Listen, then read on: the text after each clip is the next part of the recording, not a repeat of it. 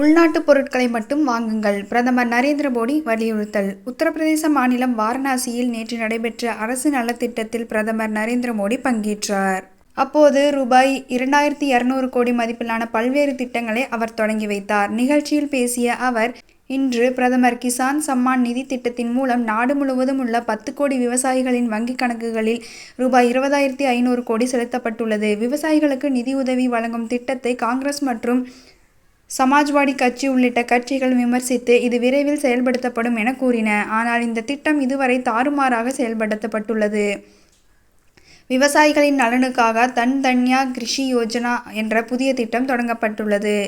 இதன் மூலம் பின்தங்கிய மாவட்டங்களில் விவசாய உற்பத்தி அதிகரிக்கும். இந்த திட்டத்திற்கு ரூபாய் 24,000 கோடி ரூபாய் செலவிடப்படும். விவசாய பொருளாதாரத்தில் பெண்களின் பங்களிப்பை அதிகரிக்க மத்திய அரசு லட்சாதி சகோதரிகள் திட்டத்தை செயல்படுத்தி வருகிறது. இதன் மூலம் 3 கோடி பெண்கள் லட்சாதிசாதியை உருவாக்க இலக்கு நிர்ணயிக்கப்பட்டுள்ளது. உலகின் 3வது பெரிய பொருளாதாரம் என்ற பெருமையை விரைவில் அடைவோம். இந்த நேரத்தில் நமது இளைஞர்களுக்கான வேலை வாய்ப்புகள் மிக முக்கியமானவை. மத்திய அரசு இதை மனதில் கொண்டு செயல்படுகிறது. நாட்டு மக்களுக்கும் சில கடமைகள் மற்றும் பொறுப்புகள் உள்ளன. அதாவது, முழு நாடும் உள்நாட்டு பொருட்களை மட்டுமே விற்க வேண்டும், மக்கள் உள்நாட்டு பொருட்களை மட்டுமே வாங்க வேண்டும் என்பதில் உறுதியாக இருக்க வேண்டும்.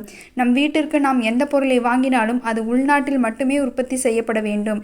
இந்திய தொழிலாளர்களின் வியர்வையை நாம் பாராட்ட வேண்டும். இந்த நேரத்தில் இந்திய வணிகர்களிடம் ஒரு சிறப்பு வேண்டுகோள் விடுக்கிறேன். நாம் தற்போது நிலையற்ற சூழ்நிலையை கடந்து வருகிறோம். எனவே சிறிய கடைகள் முதல் பெரிய நிறுவனங்கள் வரை உள்நாட்டு பொருட்களை மட்டுமே விற்க வேண்டும். வரும் மாதங்கள் பொருளாதார வளர்ச்சியின் காலமாக இருக்கும். அக்டோபர் மாதம் தீபாவளியை கொண்டாடப் போகிறோம். திருமண சீசனும் வருகிறது. திருமண சீசனில் உள்நாட்டு பொருட்களை மட்டுமே வாங்க வேண்டும். வெளிநாடுகளுக்கு சென்று திருமணம் செய்து கொண்டு நமது நாட்டின் செல்வத்தை வீணாக்க வேண்டாம் என்று நான் மக்களுக்கு அறிவுறுத்தினேன். பலர் எனது ஆலோசனையை ஏற்று நாட்டில் திருமண விழாக்களை நடத்துகிறார்கள்.